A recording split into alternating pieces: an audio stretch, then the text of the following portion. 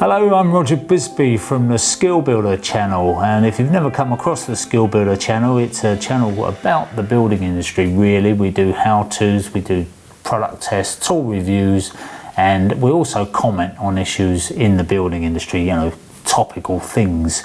And I keep my eye on the press releases, and one that came out recently from the HSE was quite interesting to me because it kind of hit home. It was talking about the fact that even though we've got a sort of downward trend, or we've had a downward trend in accidents over the years, obviously all this effort that people have put into health and safety has paid off to a certain extent, but actually in the building industry it's not following that trend now. We've had a rise in the number of fatalities. Now, a lot of those are caused by falls, you know, trips, slips and falls, that kind of thing.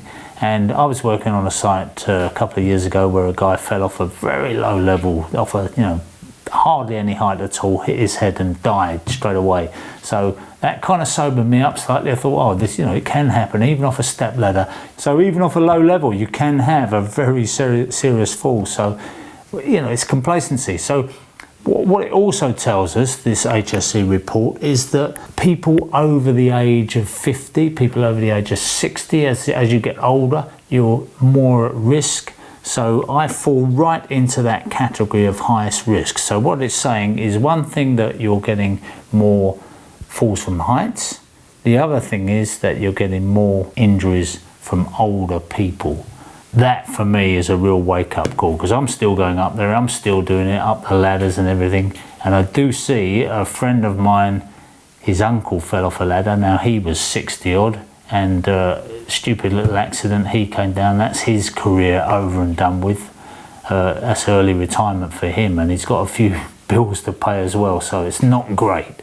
But anyway, I just thought I'd share that bit of information with you. You could one day say, oh, not more health and safety, who wants to know about all these things? But of course, if it just makes you think, if it just slows you down at that point where you're going up a ladder and think, hang on a minute, it's on the increase, and you know our National Health Service is strapped for cash, you know they can't afford any more casualties, there's no room in the hospitals, so let's not increase their burden. That is one thing we can do, is stay out of hospital. So I don't know what you think about that, but let me know. I'd love to hear your comments. Put your comments underneath and come and have a look at us on Skill Builder. If you've got anything you want to send us, any interesting development in the building industry, or anything, some topical issue that you want to discuss, then we're happy to do it.